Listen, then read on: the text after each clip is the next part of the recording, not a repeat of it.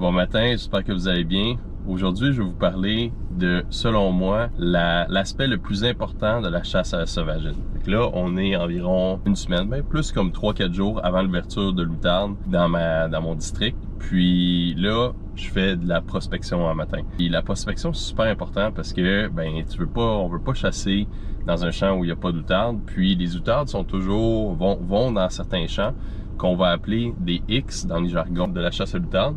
Puis c'est important de les trouver, ces soi-disant X-là, pour qu'on puisse chasser à la bon endroit. Fait que là, je prends mon véhicule, puis je vais me rendre à plusieurs champs, ou en tout cas aux endroits où il y a des champs. Puis là, je viens d'atterrir dans le premier champ qu'on a le droit de chasser. Puis je vais vous montrer ça. Il y a quelques outardes.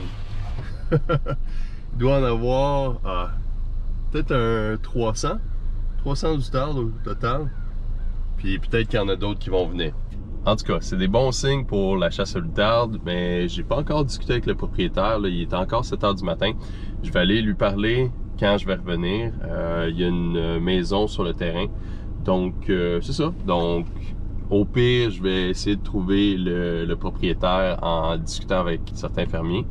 Mais en tout cas, on va continuer parce que faut trouver plusieurs champs. Pas juste se contenter d'un, on peut se faire dire non ou les outardes peuvent avoir bougé par surprise. Fait que on continue à conduire. Donc comme je disais, selon moi, la prospection, c'est la chose la plus importante de la chasse à l'outarde. Parce que c'est bien beau avoir les meilleurs appelants du monde, un gros setup de 300 appelants, avoir la meilleure cache, puis blablabla, le meilleur caller. Si vous n'êtes pas à l'endroit où les outardes veulent aller, ben vous n'êtes pas plus avancé. Il faut être là où les outardes veulent être. Moi, je vais tourner à gauche ici. Puis, les outardes, dans le fond, c'est ça, ils vont pas nécessairement se déplacer d'un champ à un autre si vous êtes capable d'attirer leur attention. C'est sûr que c'est possible de faire ce qu'on appelle du trafic, de la chasse de trafic, mais réellement, vous avez beaucoup moins de chance quand vous faites ça. Puis, je vais l'avouer, moi, je suis pas la meilleure personne pour caler. Je suis très ordinaire.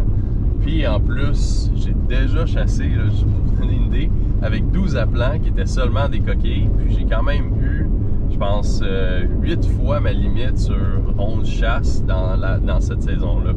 Fait que c'est quand même très possible d'avoir du succès tant et aussi longtemps qu'on est là où les outardes veulent être. C'est la chose la plus importante.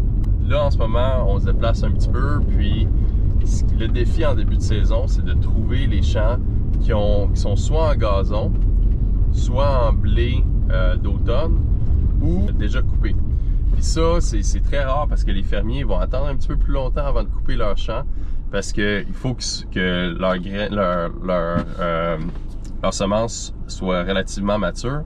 Puis en plus, il faut que les grains aient suffisamment séché. Mais bon, fait que, on va continuer encore un petit peu à conduire. Moi, j'ai 3-4 endroits là, que j'ai en tête qui auraient des possibilités d'outarde. Fait que, on va faire ces champs-là, puis on va voir si on a de la chance. Bon, je viens de trouver mon champ pour la fin de semaine. Il y a une bonne quantité d'outarde. En gros, c'est un champ de blé qui a été récolté déjà. Puis j'ai déjà l'autorisation sur ce champ-là. Fait que check, j'ai pas besoin d'aller demander aux fermiers puis tout ça. Fait que je vais vous montrer ça là. Donc voici le champ ici. Je vais zoomer, puis vous voyez toutes les taches noires là, c'est des belles outardes ça. Il doit en avoir peut-être un 200. Ouais, un 200. Il y a d'autres petits groupes comme ça, un petit peu plus vers la droite. Puis c'est ça. Ah wow. Ouais, il y a quand même beaucoup d'outardes. Donc, comme je disais, j'ai déjà l'autorisation sur ce champ-là, mais je vais quand même aller voir sur d'autres champs si je peux avoir des plans B ou des plans C, parce que on sait jamais, ça se peut que dans une semaine, les outardes ne fréquentent plus ce champ-là, puis ils décident d'aller ailleurs. Fait que je vais quand même continuer à conduire, puis let's go! C'est des super bonnes nouvelles, ça. Ok, là, ça c'est sérieux, j'ai jamais vu ça, autant d'outardes en pré-saison. C'est absolument incroyable. Je vais vous montrer avec mon autre caméra les outardes, mais il y en a en tabarouette. Donc voici les outardes qu'il y a dans le champ. C'est complètement fou. Il doit en avoir un 600 là. Un 500-600, quelque chose du genre. C'est fou. Puis là, eux autres, là, la rivière là, est juste un petit peu à droite, là. Un petit peu par là, là. Fait qu'eux autres font juste monter par-dessus les arbres, puis descendre là-dedans, là. Fait que ça va être... ça devrait être un très beau début de saison. Bon, en voyant ça, je suis quand même très confiant. Mais comme je dis, je vais quand même continuer à aller voir pour d'autres champs. On va se croiser les doigts pour en trouver d'autres. Puis c'est ça. Mais ça me rend pas malheureux. Il est maintenant rendu 11h, puis les outardes ont clairement quitté les champs. Là. Ça fait 4 heures environ que le soleil s'est levé, même un petit peu plus. Donc les outardes restent environ 2 à 3 heures dans les champs, pas plus. Puis après ça, ils décollent. Ça, au total, j'ai conduit environ 300 km. Ça vous donne un petit peu une idée du nombre de la distance qu'il faut voyager pour pouvoir vraiment couvrir le maximum de terrain. Puis c'est ça, on a trouvé 2 champs avec des outardes. Un que j'ai l'autorisation, l'autre que j'ai pas encore l'autorisation. Puis pour vérifier si j'ai l'autorisation, parce que c'est vraiment juste à côté de chez nous, je vais aller demander au fermier.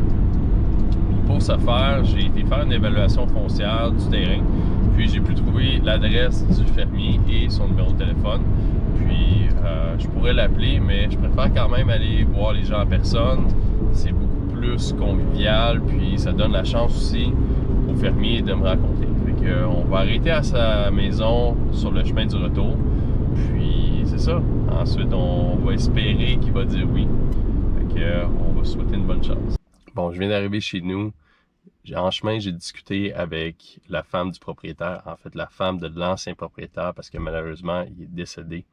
Donc, il a légué le champ à son fils, puis je vais l'appeler tout de suite pour essayer de voir si on peut, en tout cas, je peux faire une petite session de chasse dans son champ. Mais elle m'a dit que ça se peut qu'il y ait déjà des chasseurs sur le champ. Donc, je vais l'appeler, puis on va voir le résultat. Hey, am I speaking to... Yes, Philip speaking. I just spoke with... I noticed that there was a lot of geese in your field, and I was wondering if you would allow me to go hunting there, or... yeah.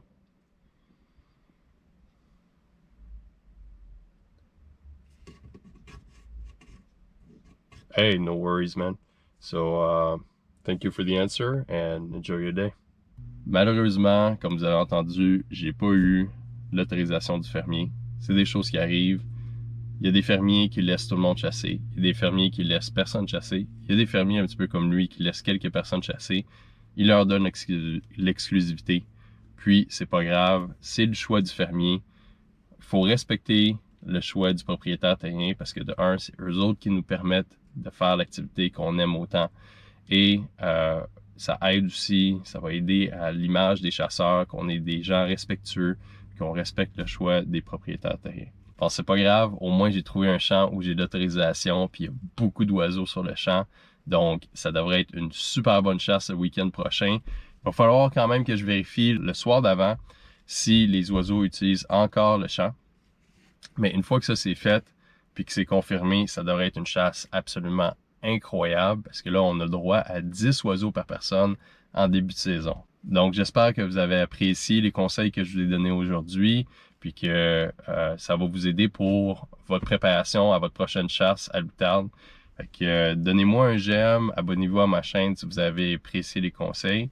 Puis surtout, on va se voir dans la prochaine chasse parce que ça s'annonce pour quelque chose d'absolument incroyable. Bonne journée!